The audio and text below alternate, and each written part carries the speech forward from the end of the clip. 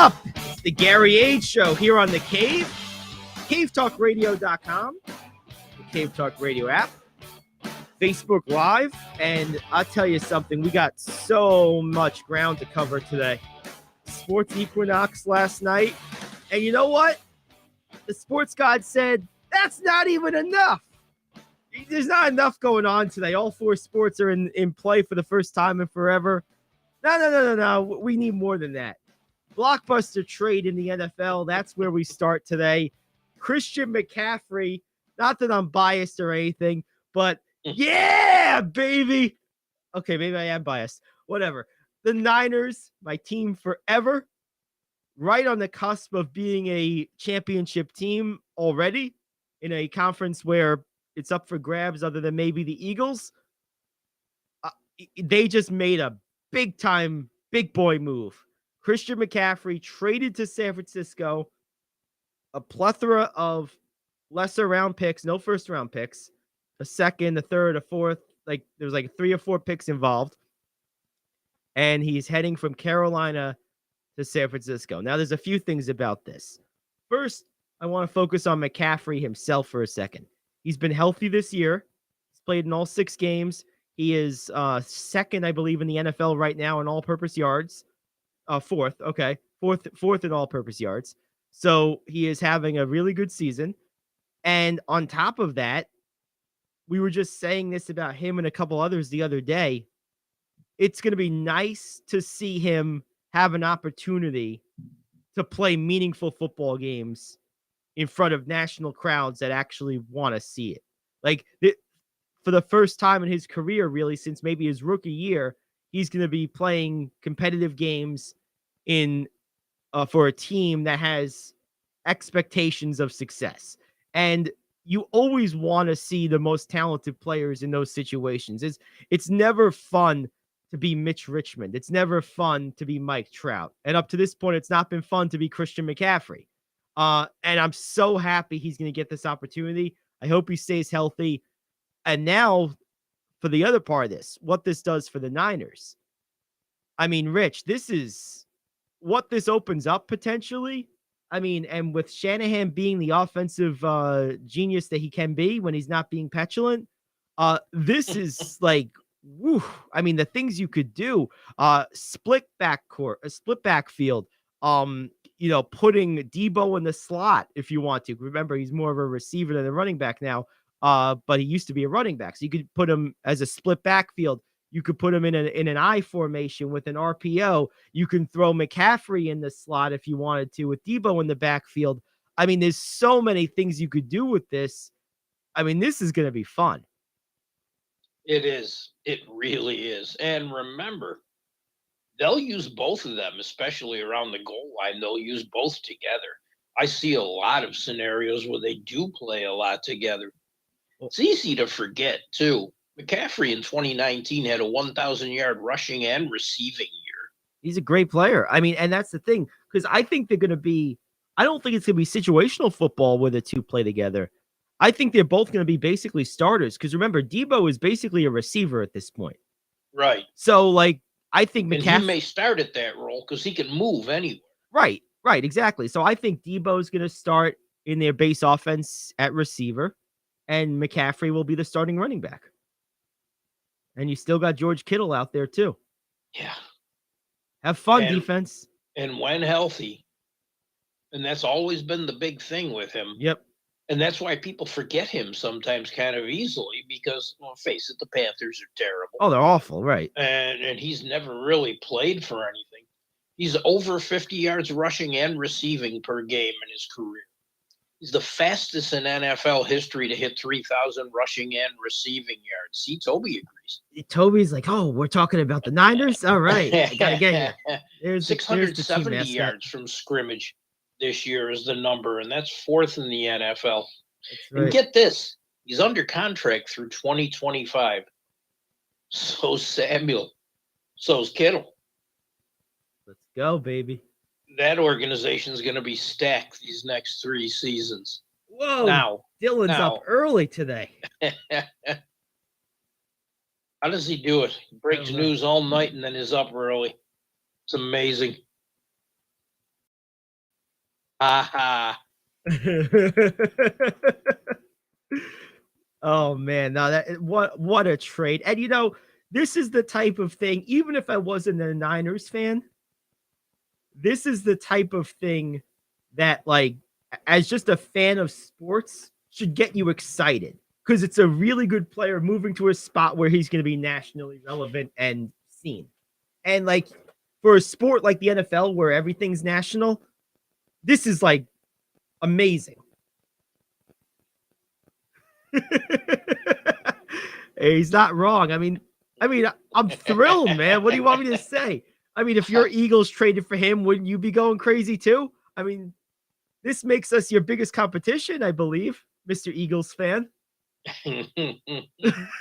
I mean, probably because I know you're sold on them still, but I'm not on the Rams. Yeah, I still think they're good, but I think this separates the Niners even more. No, I do too. I think this move.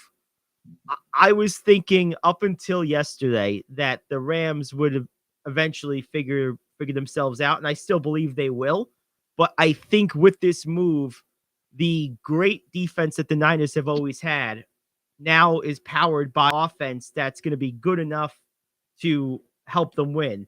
So I think that combination now moves them ahead of even peak level Rams. I think they made themselves the better team, even if the Rams play at their potential. It's the Eagles. I think the two best teams in the NFC now after this trade are the Niners and the Eagles. I really do.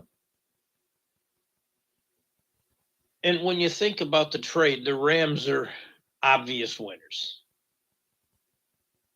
But considering the Panthers did something they had to do. Right. They got a haul. They got a decent haul. They got their own picks this year in 1, 2, 4, and 5.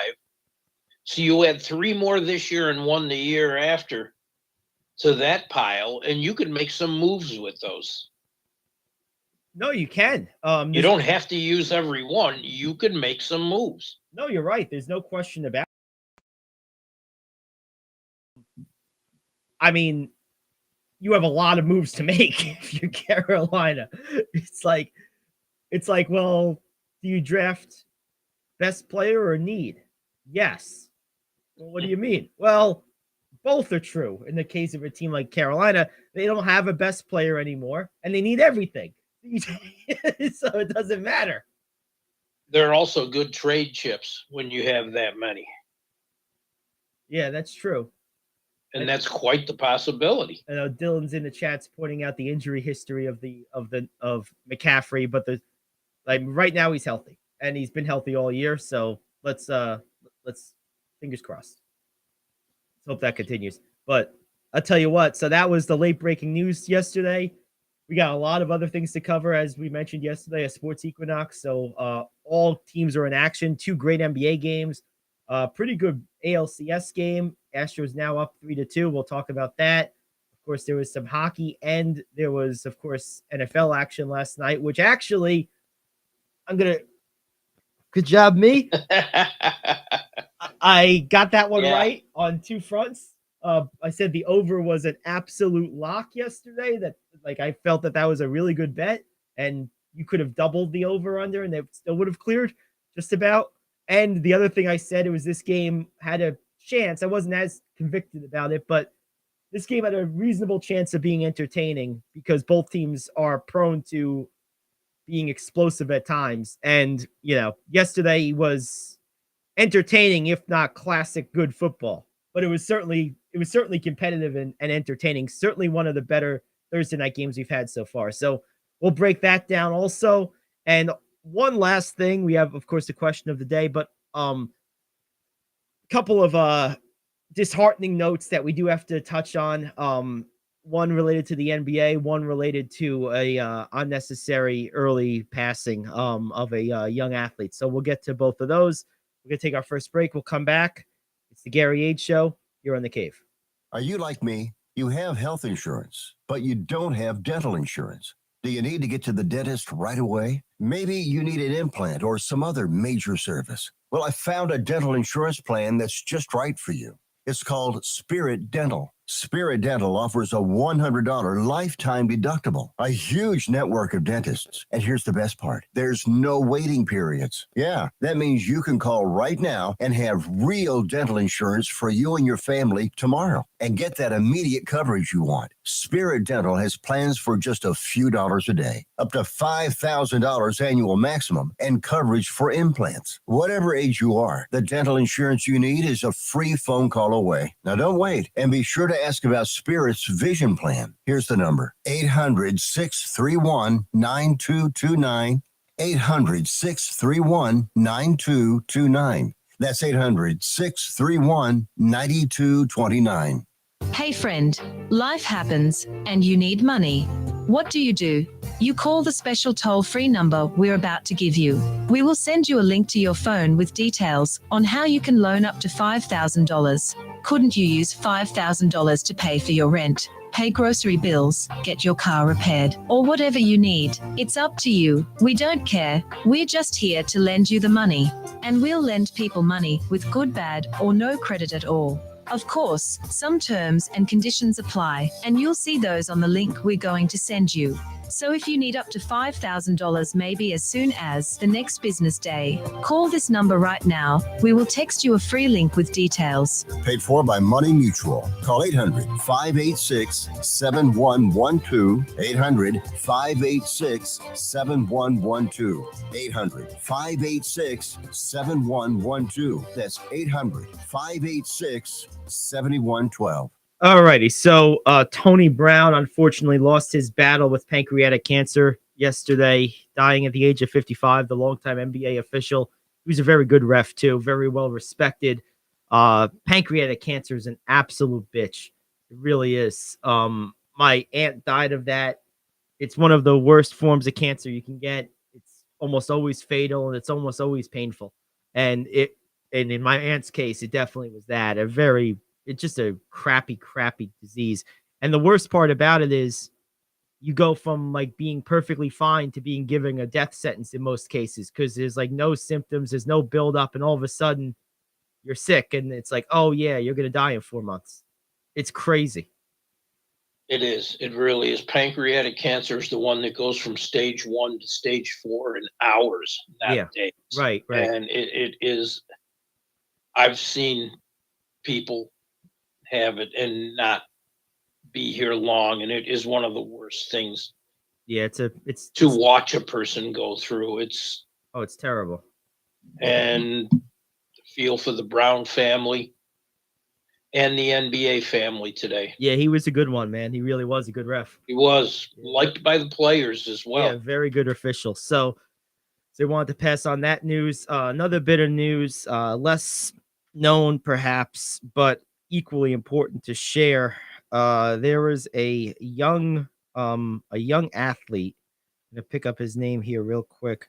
Here we go. I saw this on Facebook yesterday. His name was Sam Westmoreland, 18-year-old, Mississippi State University, died suddenly at 18. Now, I just have to say this. This is becoming so common. Seen this so much over the last couple of years. A lot of soccer players, a lot of basketball players, now some football players. 18-year-olds who are athletes in particular don't just die. And I know I've done this before, but every time I come across one of these, I'm going to say this again because it needs to be voiced. And many in the national media aren't willing to do so. So I'm going to be the voice of this. It is unacceptable what they force these kids to do in an effort to supposedly eradicate something that was never a threat to them. Like, at least in a significant way.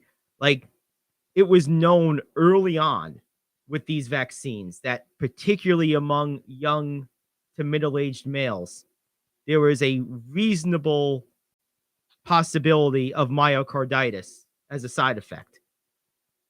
Given the lack of a likelihood of serious illness or outcome from the disease itself among that same demographic, it is patently evil that they force these kids to get this shot with the knowledge that was even on the table, because it's not like it's like, yeah, there's a 10% chance of this myocarditis or a 3% chance or whatever the number is, but if you get the disease, there's a 50% chance you're going to die. That wasn't the situation.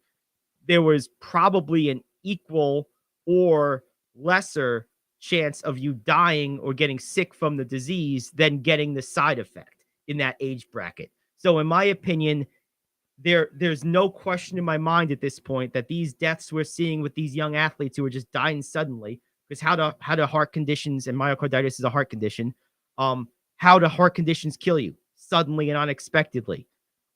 There's no doubt in my mind it's a direct cause and effect. There's no question about it, and it's evil, and someone needs to pay for this. It's the most evil thing I've ever seen forced on the population, because, and except what they're trying to do with the kids now, with making these mandatory for the CDC child immunization laws, which are used to determine if a kid can go to school. It's evil. That's all I can say about it. And you just feel for the family. I mean, here's a kid who's 18 years old. 18, he's dead. And if you see the number of deaths in the world of soccer in Europe, Oh, they were much more vigilant about giving these shots. Right. There've been far too many. 18-year-old, it used to be a rarity to have a Hank Gathers. Right. I mean, that's a perfect example, Rich. You're 100% right. I mean, how many years, hell, decades did we go between Hank Gathers? I guess you had Hank Gathers and Reggie Lewis within a couple of years of each other. But besides those two, until this, when was the last time something like that happened? Probably Reggie Lewis. Time. You know what I mean? That was probably the most recent one before this. It was 30 years ago by the time this started. And this is just not common for 18-year-olds to be dropping. Anyone with common sense knows that something changed to make this happen. Because 18-year-olds, especially young athletes, they don't just drop dead. Like, that doesn't just happen. Something caused that, and we know what that something is. I'm convinced. I mean, like, because what else could it be? I mean, like, the timing of this, sometimes circumstance and situation are all the evidence you need to convict. Like, I don't need autopsies here. Like, we have thousands of years of data that tell us that 18-year-olds don't just die. And then in 2 years, healthy 18-year-olds start dying at a clip we've never seen before.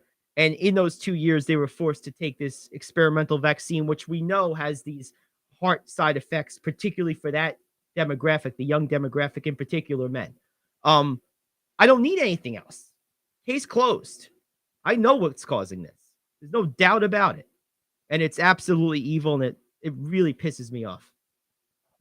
There's, like in life, there is not a one-size-fits-all. No. In anything. Of course not. There's a difference between someone that age and your age and my age on what precautionary measures should happen. Of course. And even further down, there's differences right down to the individual. I mean, like, someone your age who has a different health profile or a different risk tolerance or whatever, this should be an individual decision and nothing else. Yes. If you're an adult, this should be an individual decision. And if you're a kid, it should be your parents' decision. That's the bottom line. Well, that might be taking away from the parents. They might be taken away from the parents soon with the way it's going. Oh, I know. That's going to be a big battle. So that kind of weighs out into the larger political conversation, which we'll save for another show. But one not ours, probably. Yeah, right. Exactly, not ours. But I'll just say this to kind of wrap this up. Someone needs to be held accountable for killing these kids. It's because that's what they've done. And it scares me to think that this is probably just the start of this, that this is probably going to go on for another 5-10 years before the generation that was had this forced on them is kind of either out of the woods or, is phased out. I, for one, given my age and relative health, I am so glad that I didn't get this. I'm so glad I didn't get this vaccine. I was 50-50 at various times of it, but I could never shake that what I was saying before, which is just the value proposition of risk to reward never made sense to me for myself. And the more as this stuff plays out, I'm very happy with my decision. I'll just put it that way. So, And you knew where I stood for a long time until one day. yep. No, I know. I mean, and look, situations change. I don't think any decision you make on any topic should be permanent if the evidence changes, but the evidence Well, has the evidence didn't, but the health did. right. Well, So right. So in my case, the way things have on plate have folded out since then has kind of confirmed my decision for the time being. Now, that's not to say 20 years from now I won't feel differently, but or 5 years from now, but right now I feel good about what I chose to do, or in this case not do. But and again, anything can change if this picks up again at the same rate. yeah, I mean, yeah, it would have to pick up in likelihood of severe disease and death for my age bracket for me to consider anything. That like every person on the planet could get it tomorrow, but if they had 99% survival rate, I don't care. Like Yeah. that's really the bottom line is I don't care. I don't care if I get a cold. Like, you know what I mean? I don't want to get polio. You know what I mean? Mhm. Like, so it's that's always going to be the decision, but it just sucks for this kid, man. Just dead at such a young age. Really, really, really tragic. Makes me very, very sad. And it's forced on him in such a way that's like just not, it just shouldn't have been forced on him. So anyway, Every major sports league here did it too. I know. It's terrible. It's And terrible. shamed anyone who didn't. Yep. And good job from certain guys like Cole Beasley and Kyrie Irving really stood their ground and held their heads. But it's tough, man. All right. Well, all that said, we got NFL games, NBA games to get to. We got, of course, the baseball playoff game. Yankees lost 3-2 to the Astros last night, down 2-0. So we'll get to that. We have our NFL picks, question of the day, top 5 news you can use. Oh man, we got it all, baby. And we're coming right back on the Gary Ayd Show. Football is next here on The Cave. Do you want to save money on your next flight? Then pick up the phone and call. That's right, call. Because the best prices are not online. They're with SmartFares. See, SmartFares has special deals with the airlines. When they have unsold seats, they use SmartFares to fill them. So you get airline tickets at crazy low prices. They have access to great prices and discounts at over 500 different airlines. Plus 300,000 hotels and rental car companies. Their prices are too low to publish online. With the extra money you'll save, you can book another trip or treat yourself to dinner or shopping. So stop searching all of those travel sites to find the lowest price on your next flight. Let one of our SmartFares expert travel agents find the best price for you. Call SmartFares today and get ready to see the world with a fat wallet. 800-370-2460. 800-370-2460. 800-370-2460. That's 800-370-2460.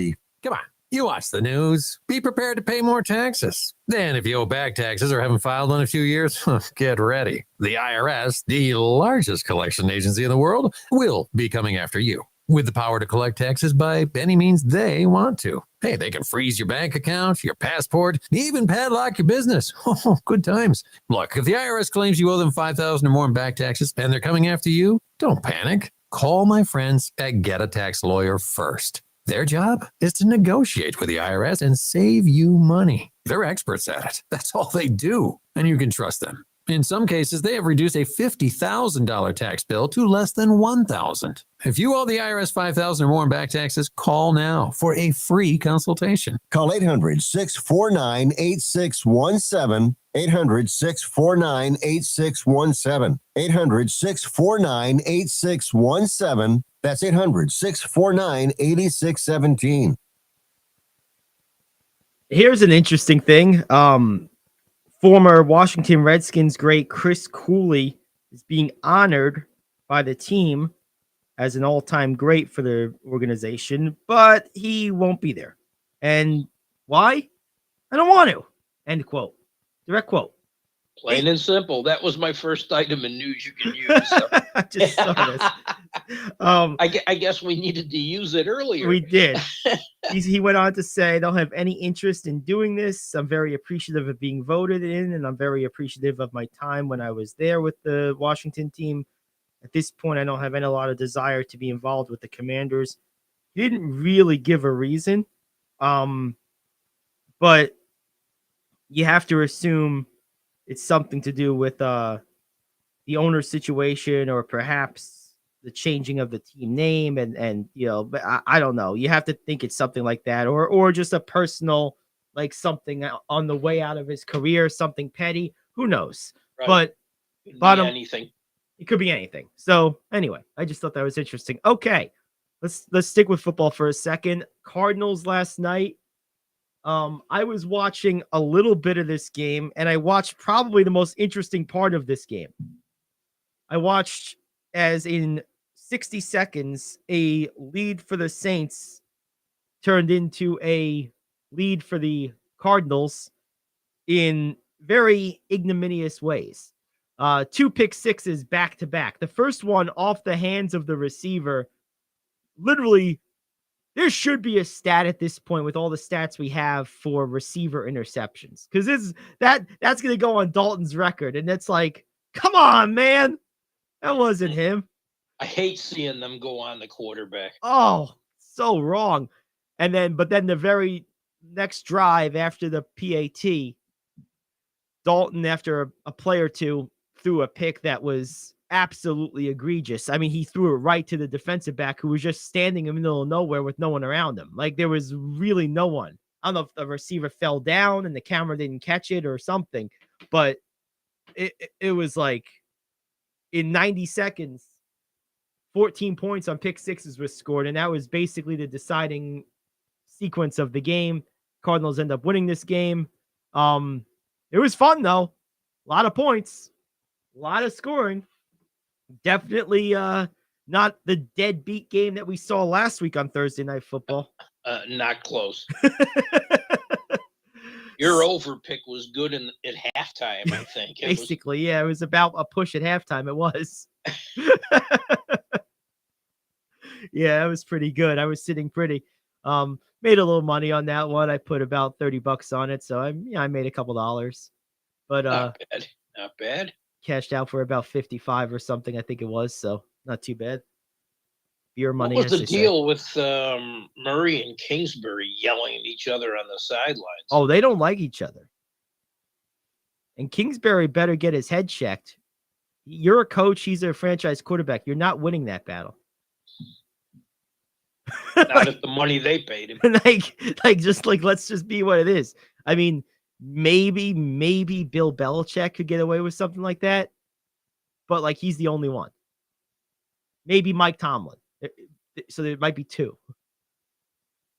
Tomlin's a lot smarter than that. He is. John Harbaugh, there's a couple perhaps, but like, yeah, Belichick's definitely old man yelling in a cloud, so he could do anything, and it doesn't.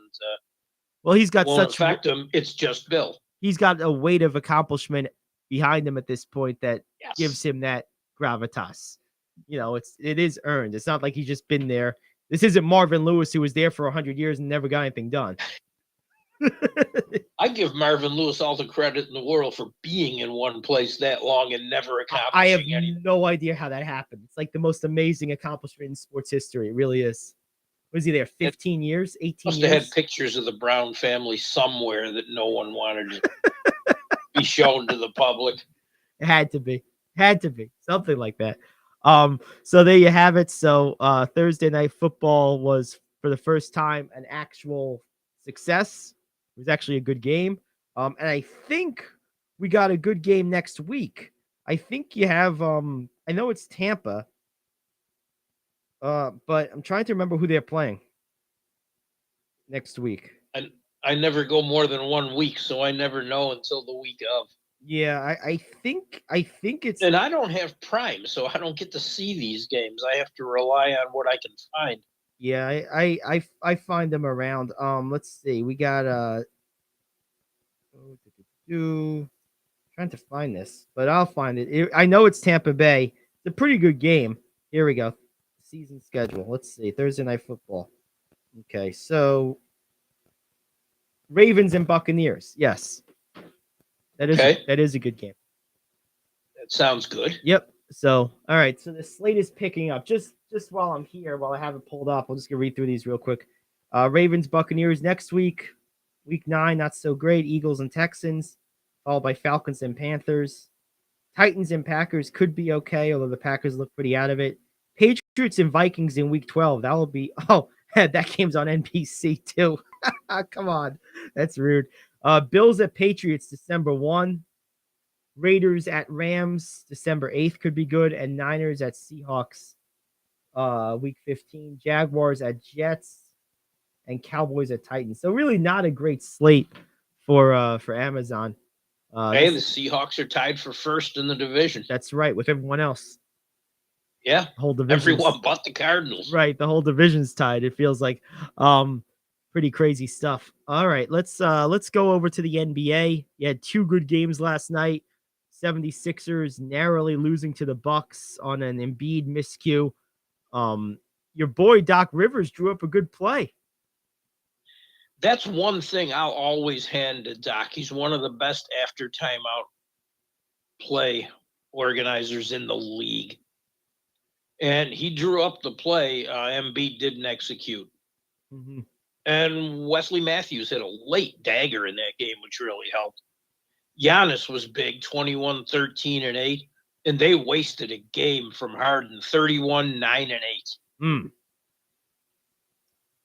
Yeah, this was a classic battle, and you loved it too. What was the final score? 90 to 89 or something? 90, 88. This is like that's like 1997 basketball. I'll tell you one thing about the Bucks: the fact that they have such athletes everywhere, every place, and it doesn't have to be a fast break game. But when Giannis gets going, if you don't run up the court with him, he's going to go. Yeah. Yep. And that's very tough to stop when the only guys back are smaller players. Oh, yeah, they're going to get killed. And that's a big advantage. And they look like they haven't missed much despite not having Middleton. No, it's true. They look really good. And when they get him back, they're going to be even better. Yes. And Lopez, nice last night. Yeah, Lopez is such a luxury. I think people underestimate how important of a piece he is for that team. He's such a luxury to have. Agreed. So there you have it. So that was game 1. Game 2, the Lakers narrowly lost to the Clippers. Kawhi Leonard in his return, about 13 points. And there was talk before the game. Didn't start. Right. I was going to say there was talk before the game about that maybe being his role for the season. What? For the season? Okay, I get he hasn't played in a year and a half. Like, I understand maybe bringing him back slowly. Even that I'm kind of on, because you did have the whole offseason where he was healthy and all of training camp and all of the preseason. Like, there's no reason he couldn't have been built up to start right now.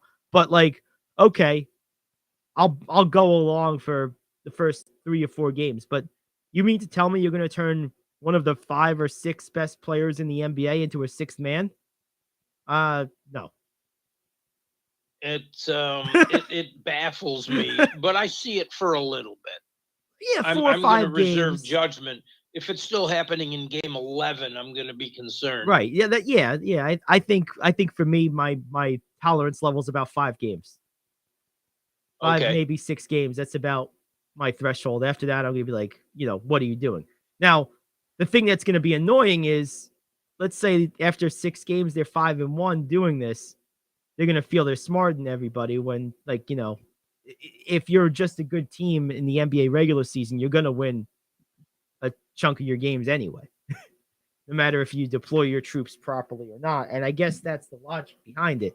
But, and it's going to take a negative run to make them change it, if that's the case. That's right.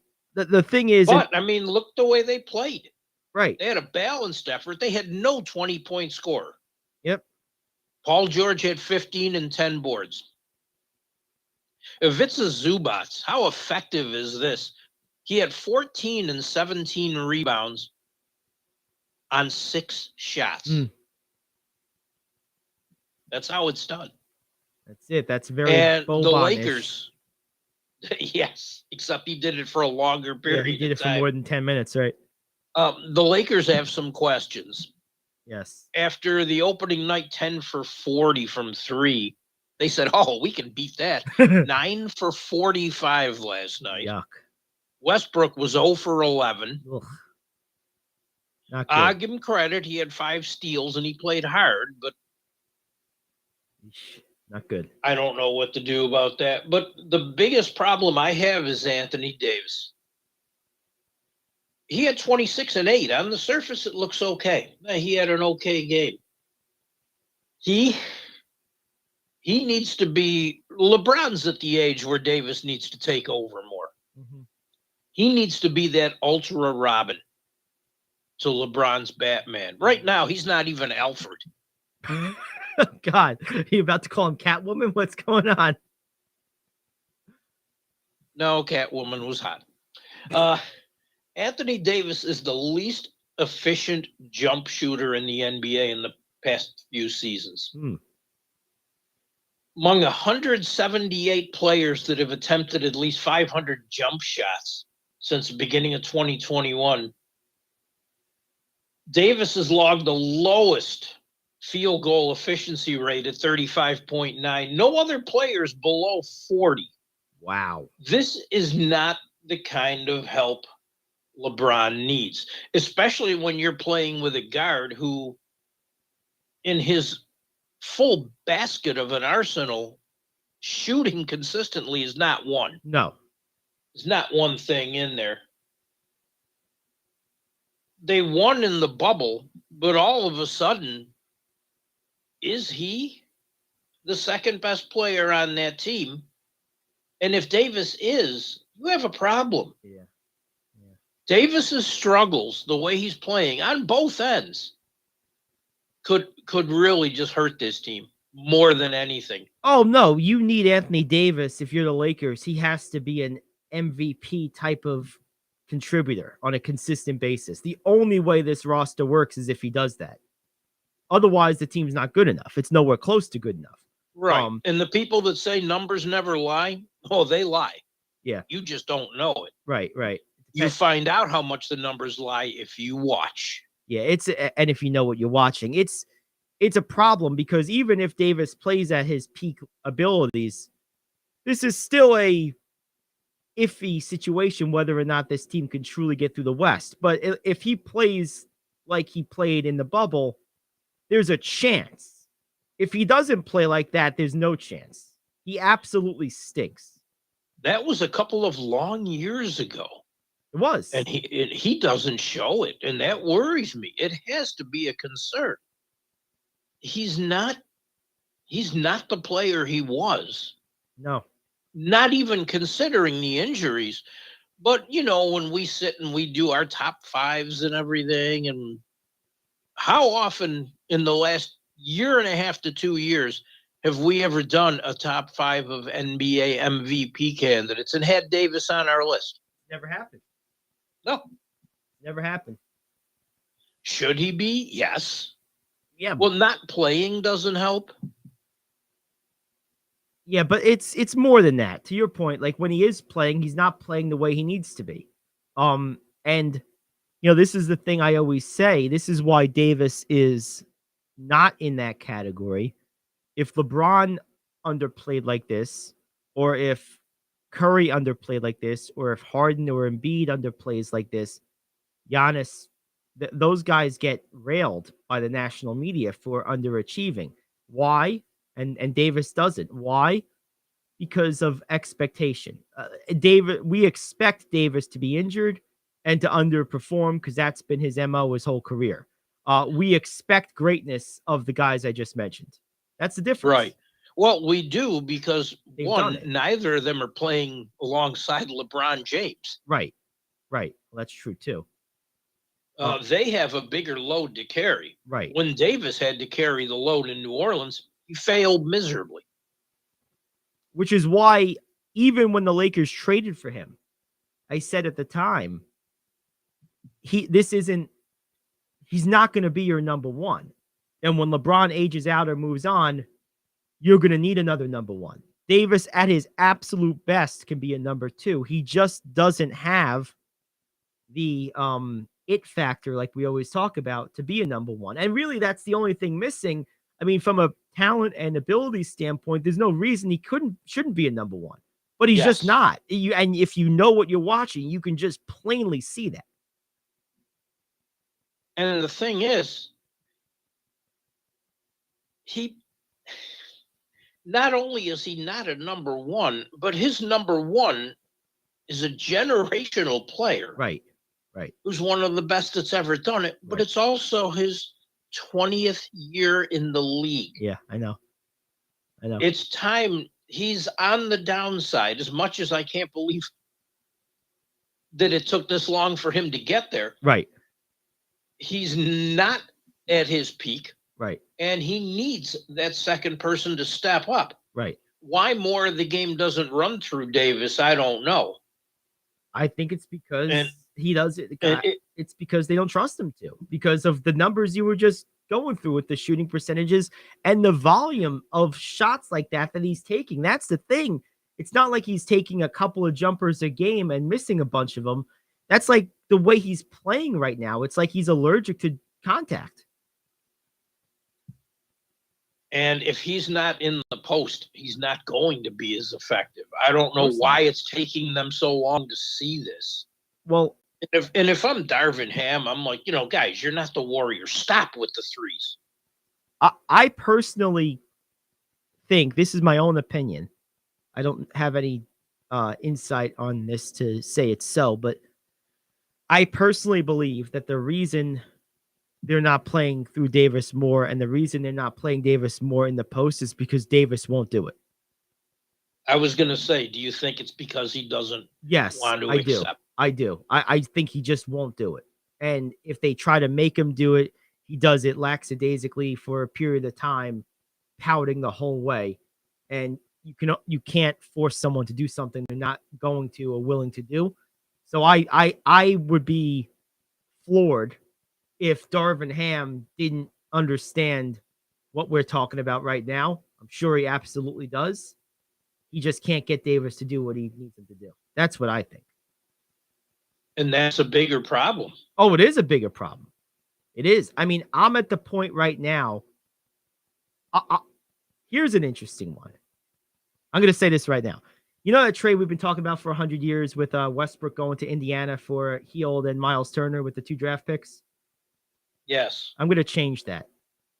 I'll trade Anthony Davis to Indiana for the same 2 players. I'm keeping my draft picks. And I'll have LeBron, Russell Westbrook, and I'll have 2 shooters and a rim runner.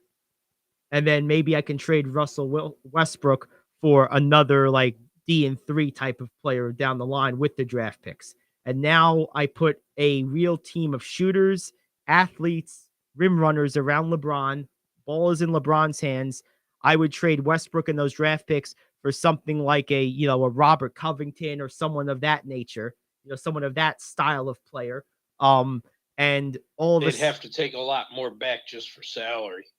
Well, I'm not saying him specifically. I mean that type of player, that versatile, half forward, half wing shooter who can guard multiple positions. A guy like that, along with, those draft picks, and I would take my chances. If all of a sudden the Lakers lineup was, I'm just going to use Covington as an example. If it was LeBron, Beverly, Covington, Hield, and Turner. With Reeves and the other guys off the bench, Schroeder and guys like that, that's a much better team than with what they have right now. If Davis is going to play this way. As a Laker fan, I know you would approve of that pick. Tell me what the upside is for Indiana.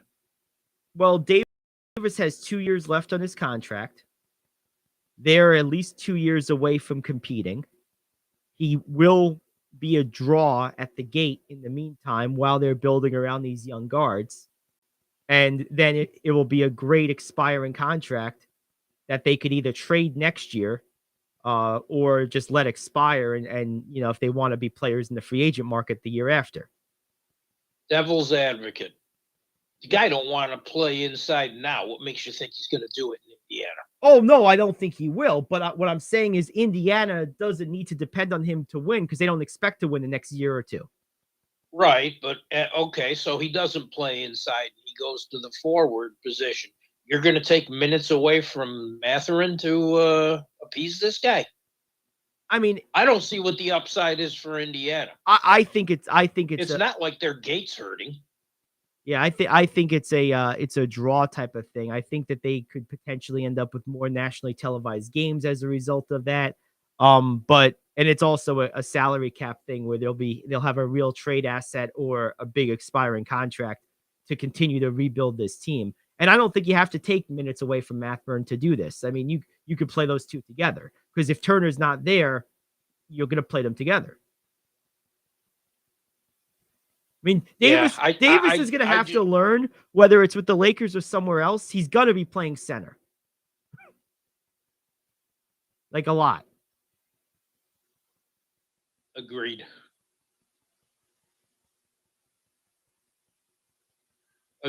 But I don't see the Lakers doing it. And I don't see my benefit analysis for Indiana is less. Right. Then I have no skin in the game too. So yeah, I mean, I just, me personally, what I'm saying is I would trade Davis for shooters before I would trade Westbrook for shooters at this point. And then deal Westbrook in a separate trade. I think you need to move both of them. I really do. I think Westbrook's just a thing, and I think Davis is just, he won't play the way he's supposed to play thing. That's the bottom line to me. I think Davis has just not done what he needs to do.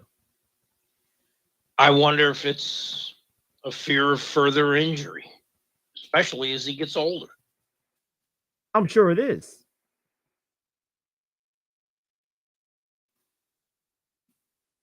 Not the best situation to be in. But if they're like this after 40 games and they're nowhere near a playoff spot, do you just push the season away for chance at Wembanyama? No. I don't. Oh no, they don't have their number one pick. Never mind. Well, there's that, and I'm always a believer in winning as many games as your team can manage to win, whether that's 50 games, 60 games, or 25 games. I believe in the integrity of competing to win every night. They shut it down last year with little reward. Yeah, so I mean, obviously teams don't always do that, but if you're asking me, would I do that? No, I would never do that. I don't care what the position of the team is. Would they is the question. Well, I know you wouldn't. I know what kind of competitor you are. Well, will they? I still don't know, because as long as LeBron's there, they're going to be on national television so much. I think there's a pride factor that just goes into trying to look respectable given how much they're showcased. Or last year they were on that much and shut it down anyway. Still got on. Well, LeBron was injured, so there was no pride factor to contend with. As long as LeBron is playing, there's a pride factor for him and a pride factor that is transfused from him to the organization.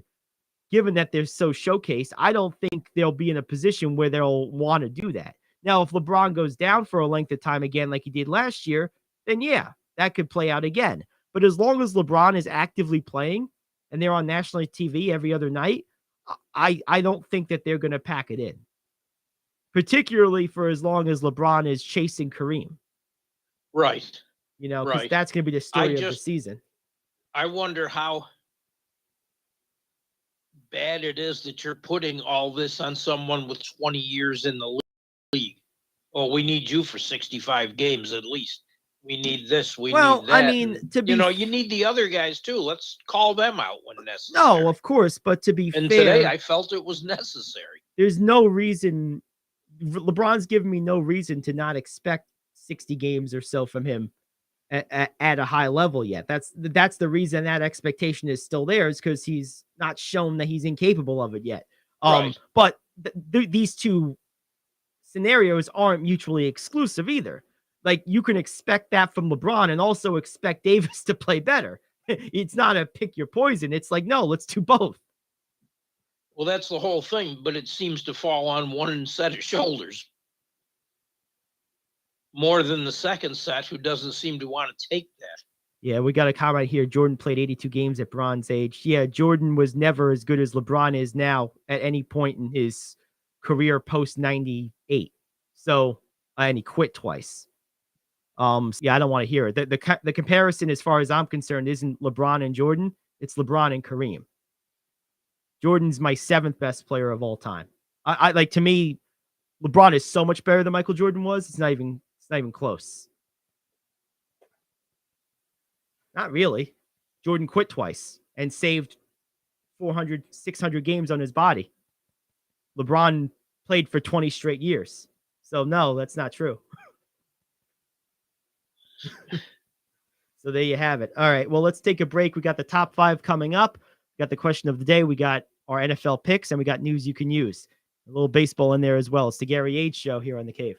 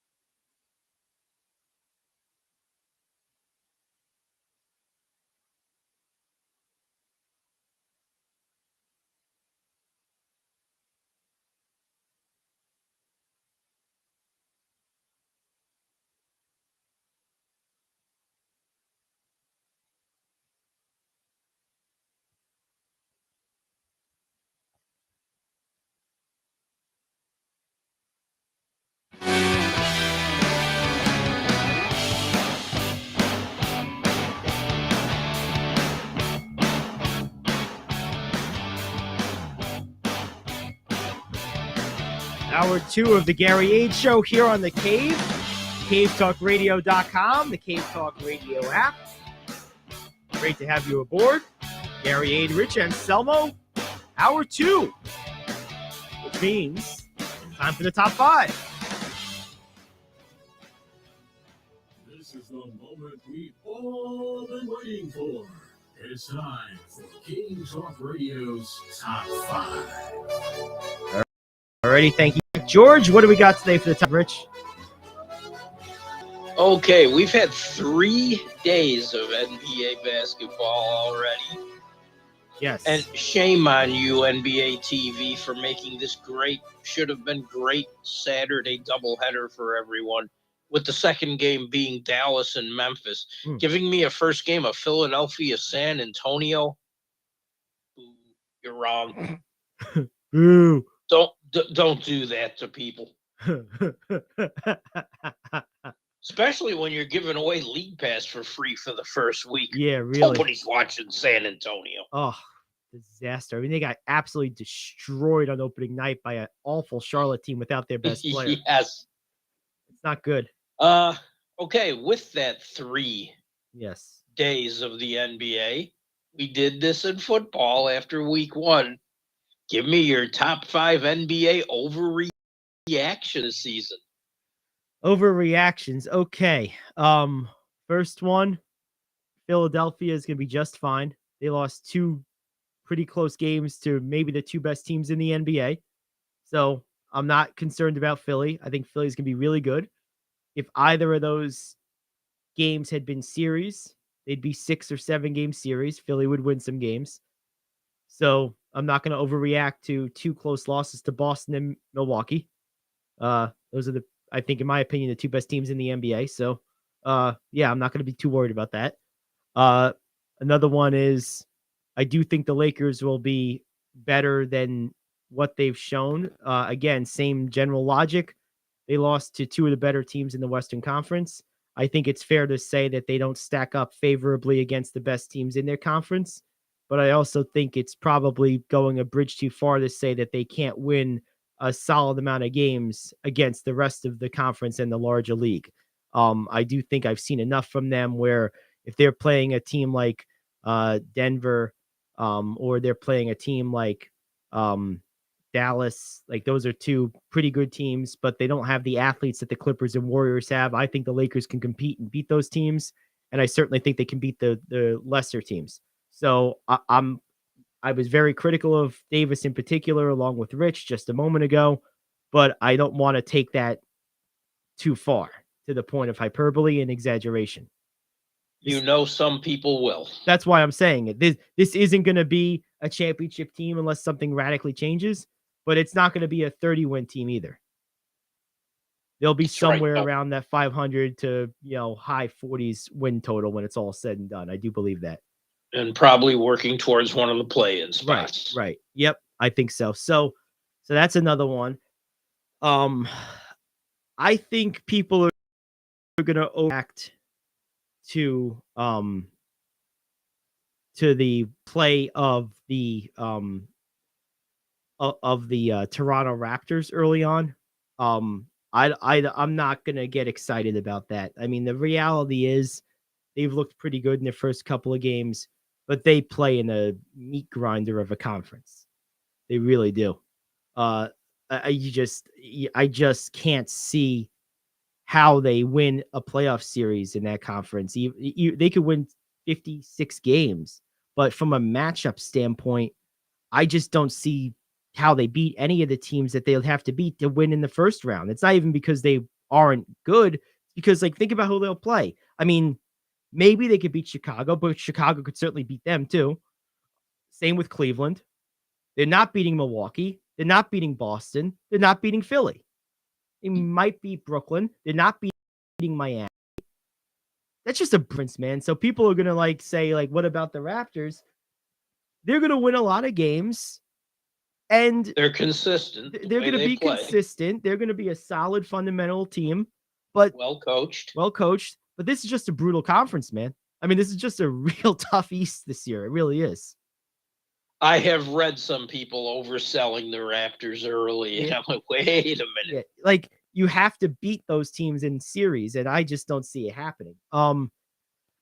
I think people are gonna oversell some of the tanking teams in terms of their effort to tank for Wembanyama, because a lot of these teams that are gonna be in that category, San Antonio, Oklahoma City, Indiana, a few others, Houston, they're there, but they've been on that track for years, well before Wembanyama came into the public consciousness. Now, that doesn't mean that the NBA teams weren't lining this up 4 or 5 years ahead of time, knowing about him, because these teams know about these guys long before the public does. But like, the thing is, like, those teams were going to be bad anyway, like for the most part. And Oklahoma City is a bit of circumstance. I'm not convinced that if Holmgren was healthy this year, that they couldn't be a competitive team this year, because I think he solved a lot of their issues, even though he's still young and needs to develop his body a lot. But I think he really fits there like a glove. I think that was a big injury. So I don't want to overreact to this whole tanking thing and turn it into like a a Dateline episode of like, America's Most Wanted. Like, it's not a crime. You know what I mean? Like, let's not go crazy about it. I don't like when teams don't try to win either. I mean, I was just saying that a few minutes ago. I always want my team to try to win as many games as they're capable of. But like, sometimes teams just aren't capable of winning because they're just not good. Now, Utah blew it up for God knows why. I mean, if there was one team that I would say, let's give them the firing range on Wembanyama, it's Utah, because they were a top 10 team in the league that voluntarily decided to blow up their whole roster. So, well, the two main guys, I don't think wanted to play together, which doesn't help. Well, so you trade one of them. Like, there's no reason to trade Donovan Mitchell. It's like, why tear it apart? Yeah, it's not like we're going to build with a youth movement. Well, newsflash, he's young.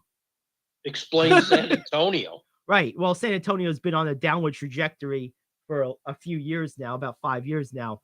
And I think have a guy. Let's get rid of him. Yeah. Oh no, DeJounte Murray, he's good. Oh, we can't have that. Oh, they were a disaster. So that's another one. So that's 4. So far I got the Lakers, I got the Toronto Raptors, I got the Philadelphia 76ers. I'm going to say people are overreacting to the tanking. That's 4 of these teams. And the last one.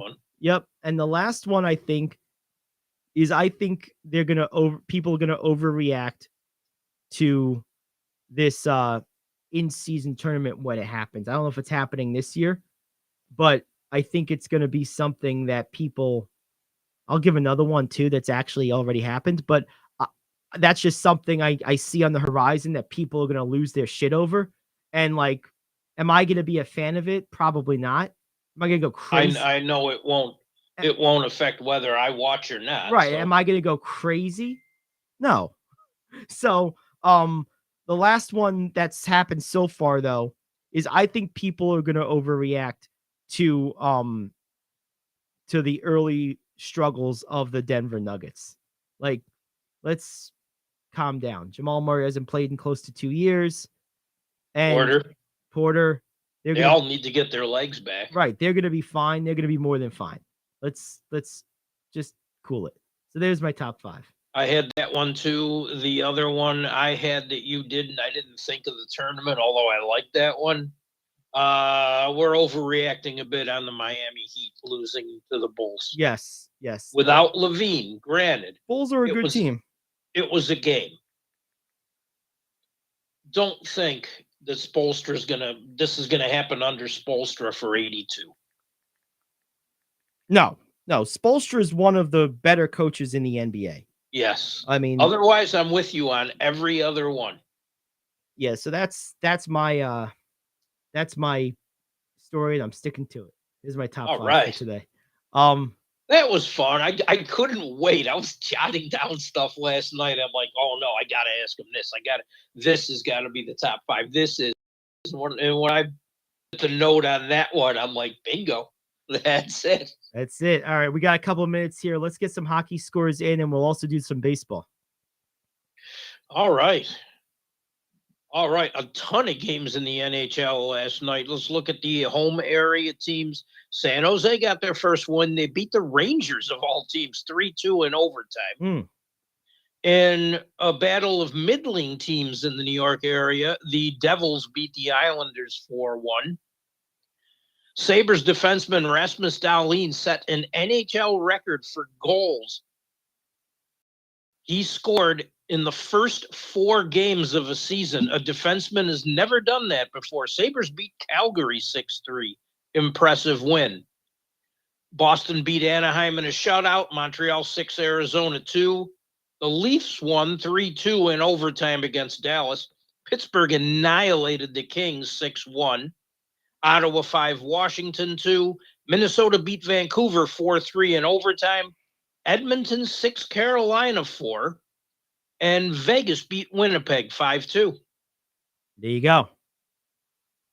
There's your NHL update. So last night in baseball, you had the Yankees and Astros. 3-2 is your final score. 2-0 to the Astros. This series now shifts back to New York. Do you expect the home field change to improve the Yankees' fortunes here, Rich? Yes. Okay. I mean, one big hit yesterday did it. The 3-run homer in the third by Bregman. Yep. And then Valdez just followed it up. Pitched great, gave up 4 hits, 9 Ks. And Presley came in and got the save. Think about this. This is how good Houston does this. They're 5-0 in the playoffs. The 5 wins are by 7 total runs. Mm. They've won 3 1-run games and 2 2-run games. But you got Cole going in game 3. The Yankees still have something to say. Although I do think the Astros are the better team. They're the better And team. Padres Phillies back with game 3 tonight at Philadelphia. Yeah, and that place is going to be electric. Back in the saddle tonight. That's right. Yeah, I'm a fan of this Yankees Astros series. I think this series is going to go. I'm going to call Astros in 6. I think the Yankees will win one of these 2 home games. I think the Astros will steal one and then close it out back in Houston. But I think this game goes 6. This series goes 6. Now they're doing is it 2-2-1-1-1? I've seen 2 different ways, and I can't tell you. It's so confusing. It really is. I always was a fan of 2-3-2 in the playoffs. I really was. It's simpler, and it puts a little pressure on the team with home field advantage to not completely fall apart on the road, and it limits travel days. I always just like that better. I agree. I like the 2-3-2. If you're a number 1 seed and you can't win one on the road, well, then that's on you. That's a you problem. That's right. Absolutely. I couldn't agree more. Yeah. So game 3. Yep. And 4 are at New York, as is game 5. So it is 2-3-2. Okay. There you go. And hey, game 5, we get Verlander and Tyon back tonight. Ooh, nice. Which should be interesting. Come on, change screen. You can do it. You can do it. Yeah. A good pitching matchup tonight. Musgrove for San Diego, Suarez for Philly. Both were 10-7. This series is obviously 1-1 right now. Yes, both have pitched well. Yep. This is whereas I think the Yankees series is won and lost by pitching and timely hitting. I think of this NL series offensive series. I think whichever team's better is going to win this thing. I mean, both teams have good pitching, but both teams have such explosive lineups. I think this is a series where the lineup that hits the best wins. I agree. The pitching in the National League Series is good from both teams. Good. It's not great.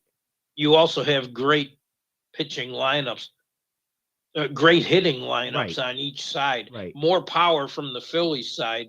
The Padres manufacture runs better. I think it could go 7. It might go 7. I agree. And that's what makes the Astros, to me, the class of the league is the Yankees are built on, power hitting from Judge and pitching. Well, the Astros can beat them in the pitching category, but they also can beat them in the power hitting category. But then if you superimpose the Astros against these teams in the NL where they have deep lineups that manufacture runs, well, they can do that too. And they have better pitching than either of those teams. So the Astros can beat you a lot of different ways, whereas these other three teams have their lanes where they can beat you, but they have blind spots. I don't think the Astros have any blind spots. No, I agree completely. And look, if the Yankees do come back and take games 3 and 4 with game 5 in New York, it's Verlander. Right. Yep. Justin Verlander is such a great pitcher, man. He really is. If Cole has a meltdown, this is over quick. Yes. Agreed. But he's been meltdown free in the playoffs. So I'm kind of hoping that, well, I'm not hoping it stays that way. I love watching him melt down. Oh, it is fun. It is fun. All right, let's hit a break. We'll come back. We'll do our question of the day. Then we'll follow it up with our NFL picks, and we'll close it out with news you can use. It's the Gary Ayd Show here on The Cave. Do you own a timeshare? Well, face the facts. You made a mistake. You made a bad purchase. A timeshare is not an investment. It's a money pit that continues forever. If you use your timeshare, that's great. But if you don't and you want to legally get out of your contract, call my friends right now at the Timeshare Exit Hotline. They're an experienced team of lawyers who help good people like you get out of a timeshare contract that they just don't want. Don't throw away your money on maintenance fees. Use it for things you really want. We can help you end your timeshare contract and stop the money drain immediately. If you're ready to move on with your timeshare, call our team right now. Cancel your timeshare now with a free call. 800-741-9557. 800-741-9557. 800-741-9557. That's 800-741-9557. If you're living with diabetes and using insulin, you know the pain of pricking your fingers over and over again. Ouch! Well, by wearing a small remote device called a continuous glucose monitor, or CGM, you can reduce the pain of pricking your fingers. If you administer insulin 3 or more times per day or use an insulin pump, call now and learn how a CGM can help you. Painless. No more pricking my finger. No finger pricks. Convenience. They delivered it free and they took care of all the paperwork. You can reduce pain right away. Plus, it's accurate, easy to use, and helps you spend more time in range. All right, we're back. back. You can get a new CGM at little or no out-of-pocket cost. Call now and get free shipping of your new CGM. Plus, we'll bill your insurance for you. 800-658-84. 800-826-5884. 800-826-5884. That's 800-826-5884. All right, this time we're really back. We're back. Gary Ayd, Rich Anselmo, and it's time for the radio question of the day. The Detroit Pistons are offering fans more foot on wood. I am KO, back in 1 minute with your sports question of the day. If you served in the Marine Corps, by now you know about the contaminated water problem at Camp Lejeune. If you were stationed or worked at Camp Lejeune from 1953 to 1987, you probably have a lot of questions. We have some answers. You could be entitled to compensation. Billions of dollars are being allocated to pay for damages to anyone stationed at Camp Lejeune during that time. Unfortunately, it appears that officials may have known the contaminated water problem existed and did little to protect their men. The Semper Fi code was not honored. If you or someone in your family has developed a serious illness, including various forms of cancer, call this Camp Lejeune legal support line right now. You can't turn back the clock and change what happened, but you can certainly call right now and learn your rights as a Marine. Here's the number. 800-414-1657. 800-414-1657. That's 800-414-1657. The Detroit Pistons are offering club spaces behind both baskets at Little Caesars Arena this season. That's an NBA first. The tiered 156 traditional seats from behind both baskets to make enough space. And according to management, it was a good call. Pistons Chief Revenue Officer Dan Lefton said the fan response was overwhelming. He told Sports Business Journal, "What you find with people that have foot-on-wood seats is that there is no other experience like it in sports." Question: would you rather have court seats at a basketball game or glass seats at a hockey game? Oh God, for me, I mean, I will say my known dislike of hockey aside, I do enjoy live hockey games much more than on television. And I do agree that being up against the glass is a very different experience than watching a hockey game on TV. I would say the level of enjoyment is the difference between my level of enjoyment of watching hockey on TV, which is 0, versus watching hockey close up on the glass is larger than my difference of enjoyment from watching basketball on TV to being up on the court. Now, that said, it's just because I like the sport so much more. So I do think that there's nothing like being courtside at an NBA game in all of sports, because you get a full front row seat, figuratively and literally, to appreciate the insanity that is. Like, we talk about these guys are 6'6", 6'8", 6'9", 6'11", like conceptually we know that's big, but then when you see it up close with the grace and fluidity and speed that they move, it's like it blows your mind. It reminds, like, yeah, they're from another planet. It's undescribable. If you ever have a chance to do that, it's absolutely amazing. I've done both. Yep. Numerous times. And it's tough. There's nothing like either.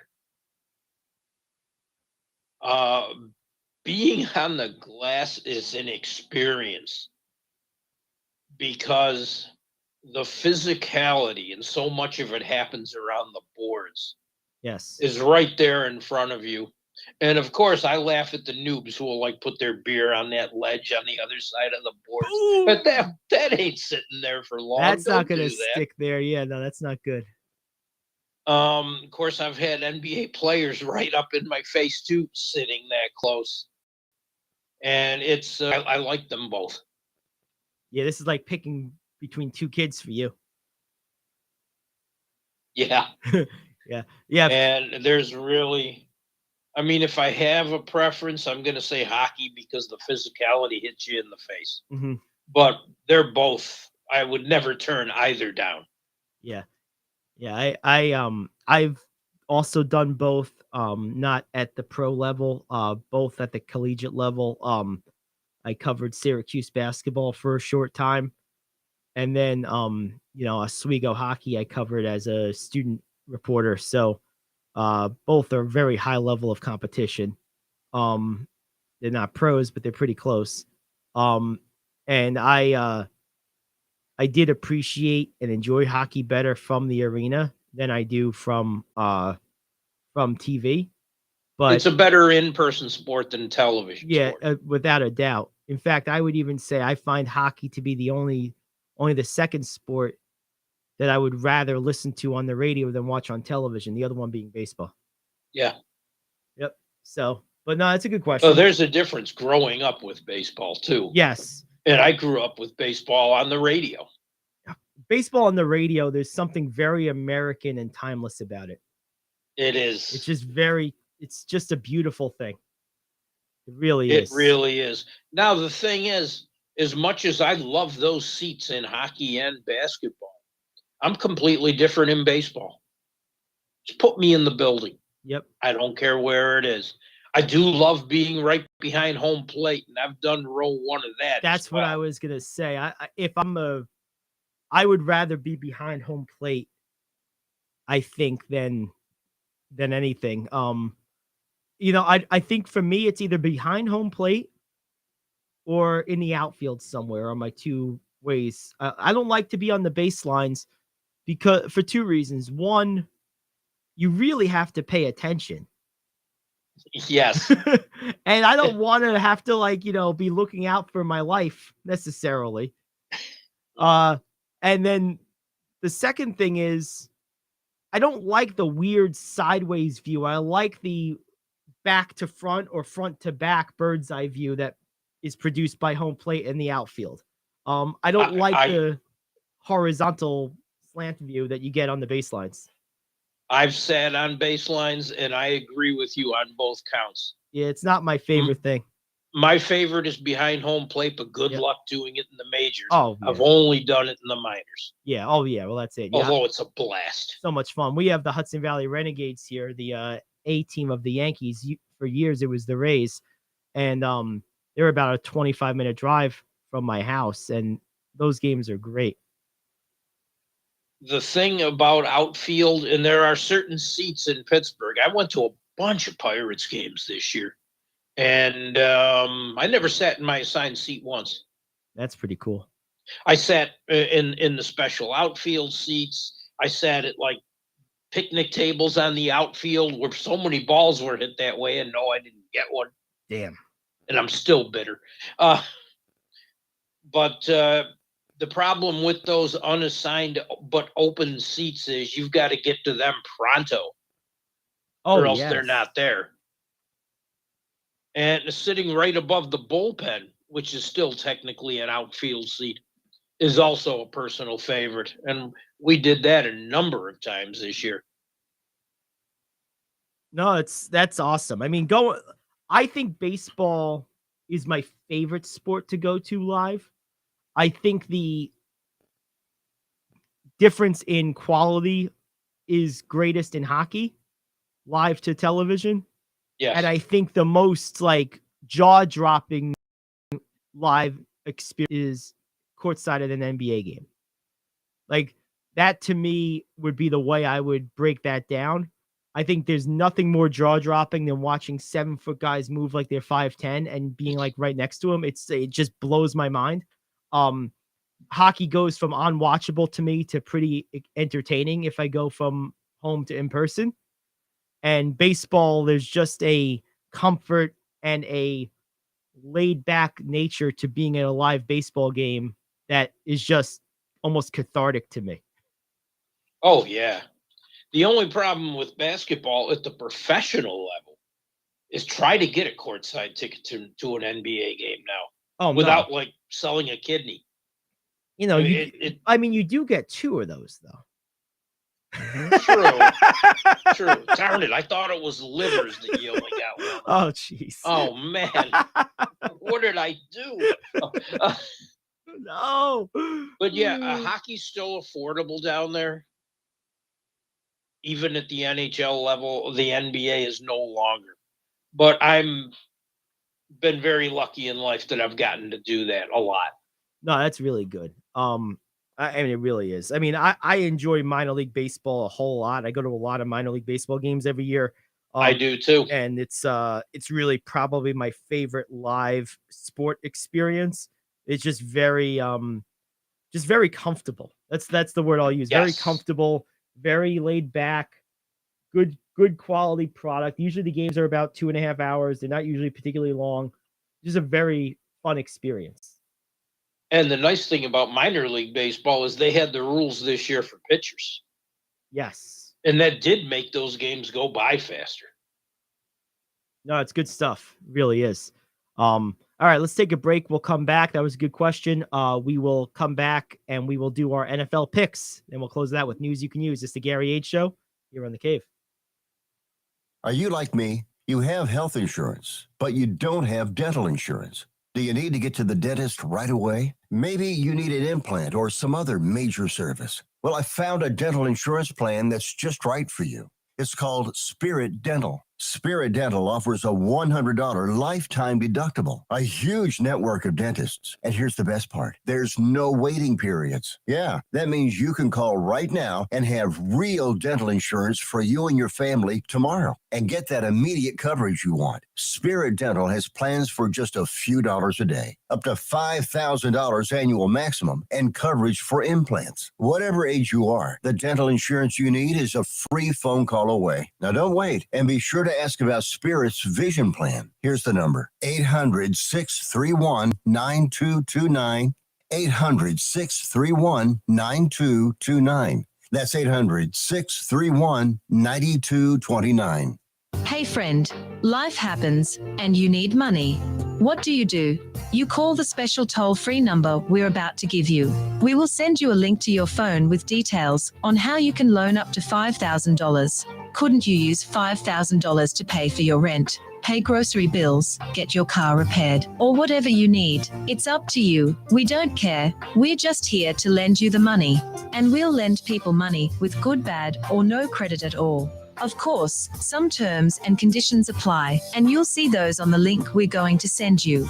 So if you need up to $5,000 maybe as soon as the next business day, call this number right now. We will text you a free link with details. Paid for by Money Mutual. Call 800-586-7112. 800-586-7112. 800-586-7112. That's 800-586-7112. Alrighty, NFL picks time. Let's do it, baby. We haven't done this in a couple weeks, so let's get right into it. What do we got? Okay, no 9:30 games this week. They're taking a week off from one, which is nice. That's good to hear. Start right in the 1 o'clock schedule. Browns at Ravens. Ravens, easy. Not even close. Same. Another one I think is pretty easy. Buccaneers at Panthers. You know what? I gotta say this. I'm gonna pick the Bucks, but I'm not gonna be surprised if this game is close. The Bucks have not looked good. There's a lot of turmoil there. There's rumors that Brady's gonna retire mid-season. He says no. He says no. I know that, but He's not going anywhere. But I just feel that Carolina, as bad as they are, they just made this trade. There's usually that little sugar rush of competitiveness after this happens. I wouldn't be surprised if this game was close, but I don't have the gall to pick Carolina in anything, so I'm going to pick Tampa, but I'm not feeling this is going to be the runaway that on paper it should be. No, Tampa hasn't shown the offense to make it that runaway. Right. But those draft picks aren't going out in the field anytime soon either. That's true. It's very true. Falcons at Bengals. This is an interesting one because the Falcons have been a strange team this year. They're not horrible, but they don't feel good either. And the Bengals should be better than they are, but they're not. I have to tell you, I don't know where to go with this game. My gut is telling me to go with the upset here. I think I'm going to go with Atlanta. Going with Atlanta. Okay, I went with the Bengals. I have it crossed out 3 times on my thing here. Right. I went with the Bengals because they're at home. Right. That was the only difference I saw. Lions at Cowboys. Need I ask? Oh, God. Yeah, Cowboys. Next one. Yeah, we should have learned our lesson. Interesting game. Giants at Giants at who? Jaguars. That is an interesting game. Jacksonville. Yeah, that is an interesting game. I'm going to go with the Giants, though. They've proven to me to be a resilient team. I like the win they just had. I think that they have a really, really good game plan. They're building an identity. They know who they are. So I feel pretty comfortable that they're going to go into a game and play a certain way. Now, the way they play and the talent they have doesn't lend itself to ever feeling comfortable inside any given game. They're going to win games by the skin in their teeth, and they're all going to be close and competitive.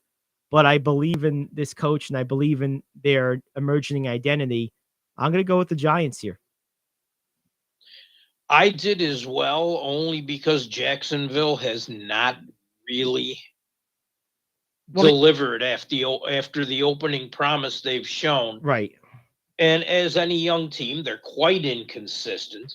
They are. The Giants have a little something built up. The coaching is very stable. And this could be a signature road win for them at this stage of the season. Yeah, and I mean, look, if they go 6-1, I mean, look, that's they're almost guaranteed to be in the playoffs at that point. Don't ever say guaranteed. So I said almost. Here's another one I had no trouble, like the fact the road team is not playing well. Packers at Commies. Hey, the Commies. If I was ever gonna pick them, it would be now. But I'm not, because I'm never gonna pick them. So yeah, the Packers. Last 1 o'clock game. This is a tough one. I've got this crossed off 3 or 4 times. Colts at Titans. Ooh, it is a tough one. The Colts looked pretty good last week in that comeback victory. They do. I actually think this could be a triple game too. Yeah, this is a really important game. It's a division game. Could go a long way to determine if either or neither of these teams makes the playoffs. I'm gonna go with Tennessee. I did too, for the same reason that they're home. Yeah, I'm gonna go with It's Tennessee. 2 games. I just took the home team when I couldn't decide. Yeah, that's a tough one. That really is. Let's get into the 4 o'clock games, shall we? Let's do it. Texans, Raiders. Ooh, I'm gonna go with the Raiders here. The Texans have been interesting at times, but I believe in this Raiders team a lot. Yeah, I'm going with the Raiders here. I'm holding my nose while I'm making the pick, Uh-oh. but I took the Raiders as well. Only because they're better than their record. And I hate saying that. Speaking of signature road wins doing something for your team, I see that potential here. Jets at Broncos. You know, the Broncos need a win in the worst way. I think the Jets are better though. I'm gonna go with the Jets here. I'm going with the home team. I think they're better, and I think the Broncos are gonna be really the ultimate cautionary tale this year. I think so too. Chiefs at 49ers. Now this is a game, assuming McCaffrey's gonna play. And they said he might, at least in goal line package. Right. I mean, This is possibly the game of the week. oh man, isn't it ever? And this game is in San Francisco. Yes. This is a tough one, man. I'm amazed. The Chiefs don't really like playing good teams away from home. Oh, Hint, there you hint. go. There you go again. This is hard, man. This is a hard one. I got to go with the Chiefs. They're just so dynamic offensively, but this game could go either way. These are 2 really good teams. I'm going to go with the Chiefs, though. I ended up taking them too, begrudgingly. Oh, this is a good game. This is the game of the week, though. I can't imagine a top. Yes. If McCaffrey had been there 2 weeks, I might have made a different pick. Last 4 o'clock hour game of the week. Seahags at Chargers. Uh-oh. Chargers. Gotta be. The Seahawks stink. Chargers. And they're 3-3. I know, it's amazing. But I'm going with the Chargers in this one. Can the Seahags quarterback be the comeback player of the year? Hey, there he is. Now, I Interesting. don't know though, because here's the thing. This might be technicalities, but can you be a comeback player of the year if you were never there to begin with? What's he coming back from? Yeah, but he played 3 games last year and wasn't relevant. All of a sudden, he's a star with one of the best statistical years in the league. Hey, Could be. could be. The Sunday night game, Steelers at Dolphins. Steelers at Dolphins. Tua may be back. I'm gonna go with the Steelers in this one. This is a tough one to me. Both of these teams are in a similar boat. I think the Steelers have a great defense with a lousy offense. I think the Dolphins have a really good offense with a average defense. I think they about balance out. This game could go either way. I have a little more confidence in the Steelers organization than I do Miami, so I'm going to go with Pittsburgh. Steelers would have dear pick for me had Trubisky started. Yeah, they're going with Kerry Pickett. They went back to Pickett. I think that could hurt him. Pickett with the pick. Oh, sorry. He's done that a few times. That is a bad last name for a quarterback. Yes. Will it hurt them? I don't know if it'll hurt them enough because I don't know who's playing quarterback for Miami. Is it Tua? Is it Bridgewater? Is it the third stringer? So I too went with the Steelers. Okay. The Monday night game. Ooh. Oh, this is a ratings bonanza waiting to happen. Bears at Patriots. You know what's funny about that? That game will do great numbers because those are two dominant NFL markets. They are. As bad as that's gonna be, like they have like just obsessed fan bases, both of those teams. So sorry, they're not getting my numbers. I might watch some of this game because I watched a lot of Monday night games. And I'm actually intrigued by what's going on in New England right now. I think they've turned a corner and maybe found something with this Zappy kid. So I want to see what. Although he looks Mac like. Jones might be starting this week. Yeah, well, then my interest goes down a little bit. I mean, I don't dislike Mac Jones, but I was beginning to be intrigued by who is this guy? What's this guy doing? He's putting up all these numbers. I was too. But after last week's disaster against the commies, I put the Bears in Lions category. I'm not picking them. Not picking them. I don't blame. I got the Patriots. Got to go with the Patriots here. I agree. All right. There we go. And what's the Thursday night game? Well, we'll do that next week. Right. All right. So where are we at? Do we have two games different or one? I see one. A Falcons, the only one we have different. The Falcons game. Okay. A lot of trepidation on that game too. Yeah, it's an interesting one. All right. Well, there we have it. Those are our NFL picks. Let's go ahead and take our last break. We'll come back with some news you can use to wrap up the show. It's the Gary Ayd Show here on The Cave. Do you want to save money on your next flight? Then pick up the phone and call. That's right, call. Because the best prices are not online. They're with SmartFares. See, SmartFares has special deals with the airlines. When they have unsold seats, they use SmartFares to fill them. So you get airline tickets at crazy low prices. They have access to great prices and discounts at over 500 different airlines. Plus 300,000 hotels and rental car companies. Their prices are too low to publish online. With the extra money you'll save, you can book another trip or treat yourself to dinner or shopping. So stop searching all of those travel sites to find the lowest price on your next flight. Let one of our SmartFares expert travel agents find the best price for you. Call SmartFares today and get ready to see the world with a fat wallet. 800-370-2460. 800-370-2460. 800-370-2460. That's 800-370-2460. Come on, you watch the news. Be prepared to pay more taxes. Then if you owe back taxes or haven't filed in a few years, get ready. The IRS, the largest collection agency in the world, will be coming after you. With the power to collect taxes any means they want to. Hey, they can freeze your bank account, your passport, even padlock your business. Oh, good times. Look, if the IRS claims you owe them $5,000 or more in back taxes and they're coming after you, don't panic. Call my friends at Get a Tax Lawyer first. Their job is to negotiate with the IRS and save you money. They're experts at it. That's all they do, and you can trust them. In some cases, they have reduced a $50,000 tax bill to less than $1,000. If you owe the IRS $5,000 or more in back taxes, call now for a free consultation. Call 800-649-8617. 800-649-8617. 800-649-8617. That's 800-649-8617. All righty, it's time for some news you can use, says Rich Chokes.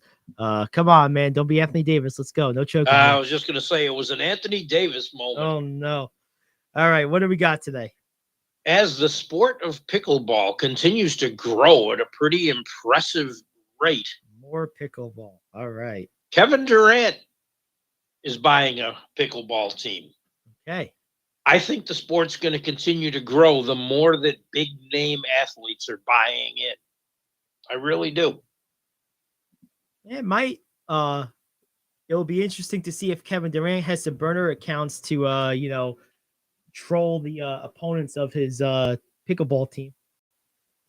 If Kevin Durant has burner accounts, wait a minute.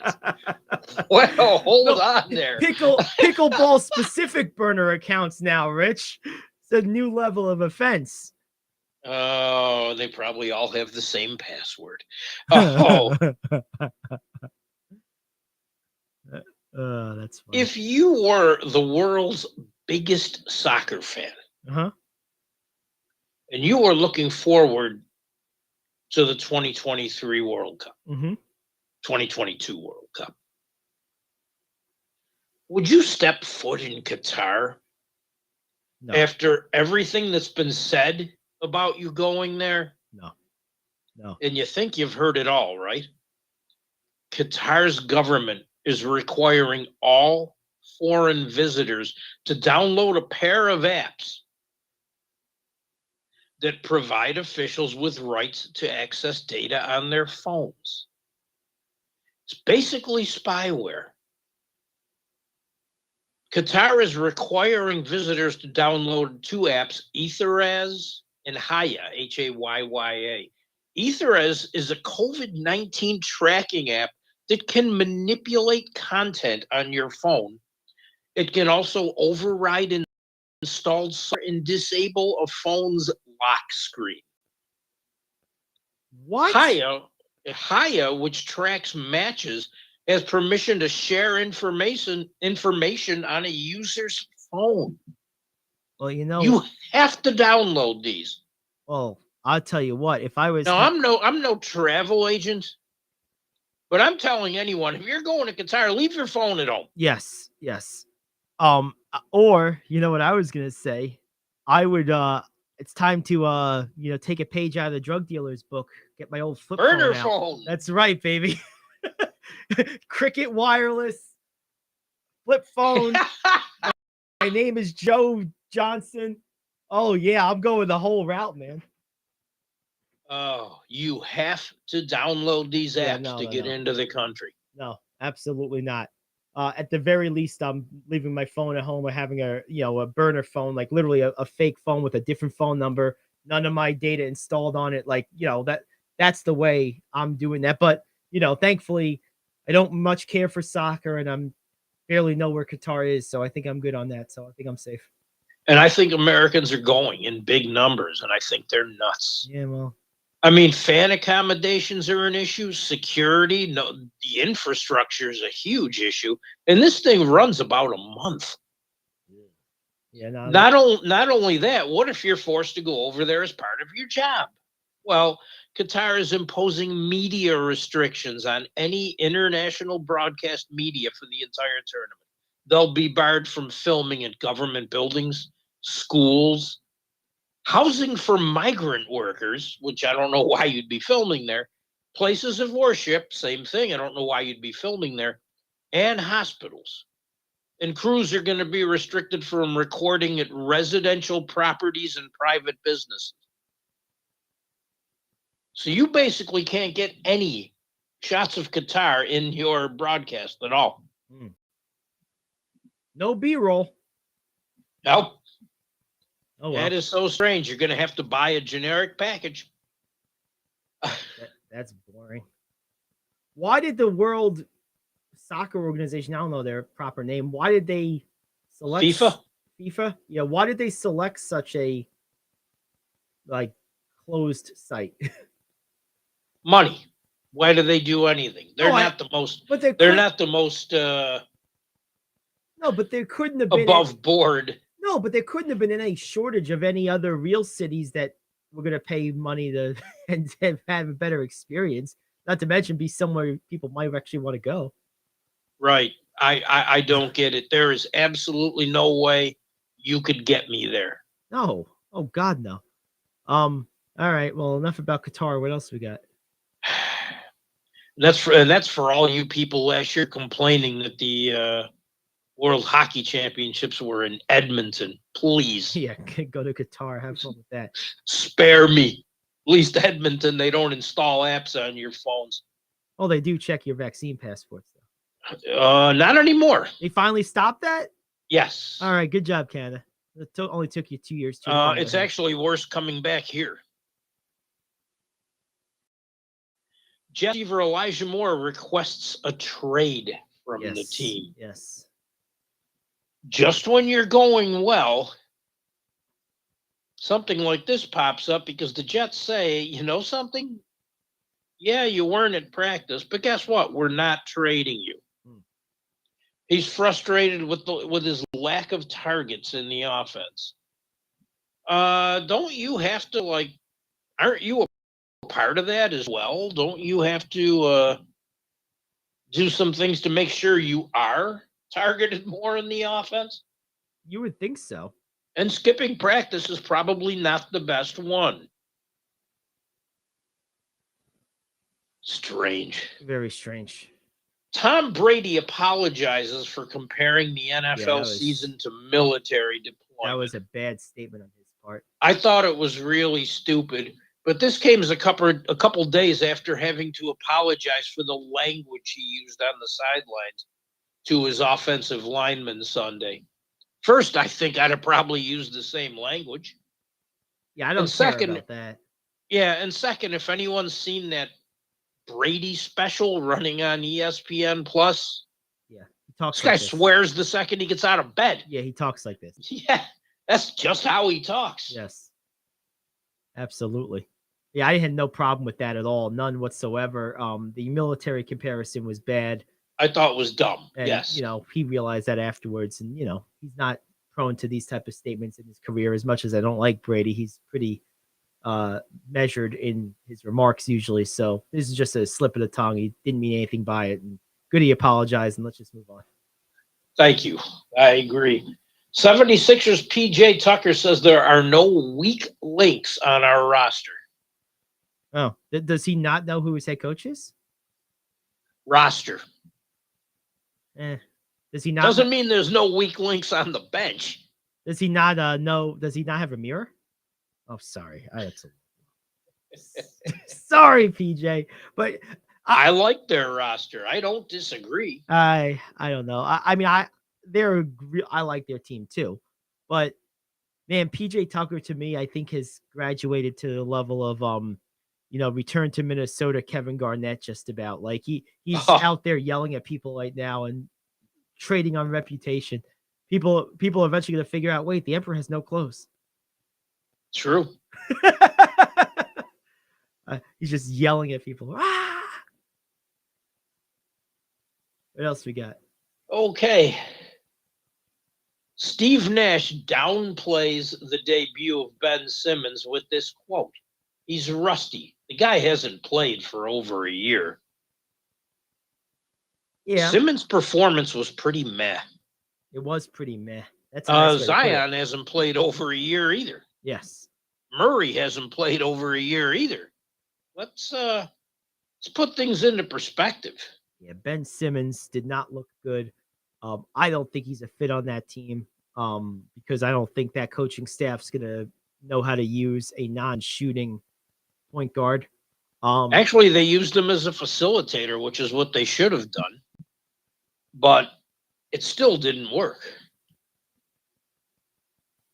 To me, anyway, I don't see where he has the ball enough to facilitate. Right. Well, that's what I mean. I mean, you're not going to put the ball in his hands at the expense of Durant or Irving. So how do you make him a facilitator if he doesn't have the ball? That's what I mean. He doesn't fit. True. You know who could use him? And I'm not even joking. Not that they would be great as a result of him, but they'd be markedly improved. Is San Antonio. At least they'd have a head of their offense. I was thinking that, believe it or not. Yeah, like he really would help a team like that. And Popovich knows how to use that kind of player. He does, yes. We got time for one more? We do. Dak Prescott confirmed he's returning this week against the Lions. Okay. I would probably sit him against the Lions. I mean, he just started practicing. Yeah. The thing is, Rush hasn't been good the last 2 weeks. He said that I think yesterday. he's good enough to beat the Lions. Well, yeah. I mean, hell, I could beat the Lions. But I think the third stringer is good enough to beat the Lions. Yeah, the Lions stink. But I don't know. I probably agree with you, to be honest, but I think Rush's performance the last 2 weeks is probably is informing this decision a little bit. Might have helped that along. Yeah. Yes. We even got time for one more if you have it. Okay, Broncos head coach Nate Hackett Nate the Great has nothing to say to the media yesterday about Russell Wilson's injured hamstring. Is this more serious than they're letting on? If he has nothing to say about it, probably. I think personally that this is a team that is feeling the pressure. I think they're feeling the squeeze of the expectations that they're not going to meet, and they're kind of getting short-tempered about it and getting terse and secretive with their responses because they're trying to protect their backside. Sounds about right. And if Wilson doesn't start, Brett Rippon Wonderful. is the starter. He's had one NFL start in 2020. Rippon by any chance? I don't know. I would think so. Okay. But he had one start against the Jets, and he won. Hey, want to know, baby? There's your storyline. There you go. That's the guy. Rippon for president, baby. There we go. Well, that's about does it for us. We'll be back Monday. Enjoy football over the weekend. And we may have a programming announcement regarding a weekly specialty show starting pretty soon. We should have some details on that later next week to share. So keep that in the back of your minds. We'll be back 10 to noon. Until then, enjoy titillating sports with Rick Tittle here on The Cave.